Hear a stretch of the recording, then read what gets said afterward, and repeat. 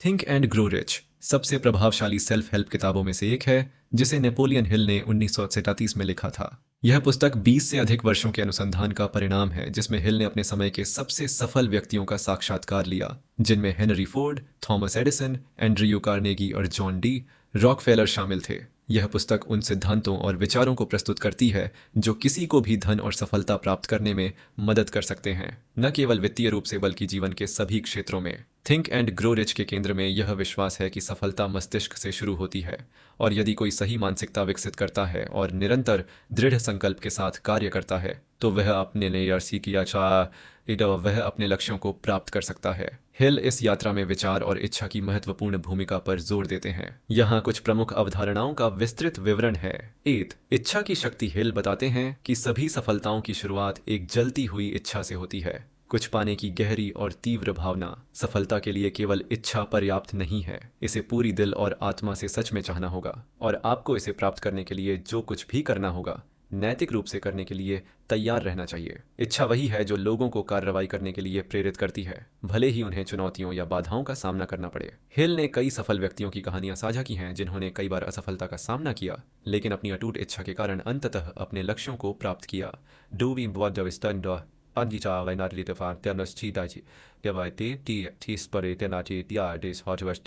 विश्वास और visualization. Think and grow rich में हिल विश्वास की शक्ति पर जोर देते हैं। यह धार्मिक विश्वास नहीं, बल्कि अपने आप में और अपने लक्ष्यों को प्राप्त करने की क्षमता में विश्वास है। हिल के अनुसार सफलता के लिए विश्वास आवश्यक है। यदि आप यह नहीं मानते कि आप कुछ कर सकते हैं, तो आप कभी प्रयास भी नहीं करेंगे। लेकिन यदि आप विश्वास करते हैं, तो आपके कार्य उस विश्वास के साथ मेल खाएंगे और परिणाम लाएंगे। हिल सुझाव देते हैं कि आपको विजुअलाइजेशन का अभ्यास करना चाहिए, मानसिक रूप से खुद को अपने लक्ष्यों को प्राप्त करते हुए देखना। बार बार अपनी सफलता की कल्पना करके और उसे प्राप्त करने की भावना को महसूस करके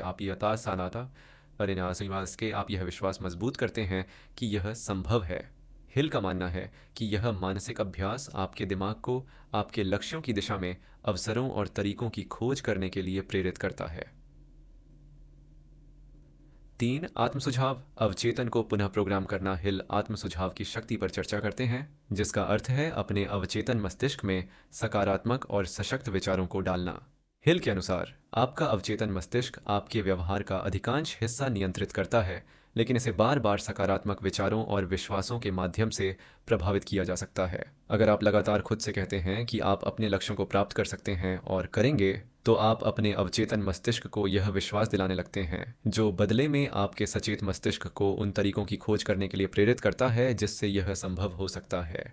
यह प्रक्रिया आधुनिक सकारात्मक सोच और आत्म स्वीकृति के विचारों से जुड़ी है। 4 विशेषज्ञता ज्ञान। हिल बताते हैं कि ज्ञान शक्ति है, लेकिन केवल तब जब उसे संगठित और लागू किया जाता है। सामान्य ज्ञान, भले ही वह कितना भी व्यापक हो, सफलता की ओर नहीं ले जाता। इसके बजाय आपको विशेषज्ञता ज्ञान की आवश्यकता होती है। विशिष्ट जानकारी और कौशल जो आपके विशेष लक्ष्य को प्राप्त करने में सहायक हों।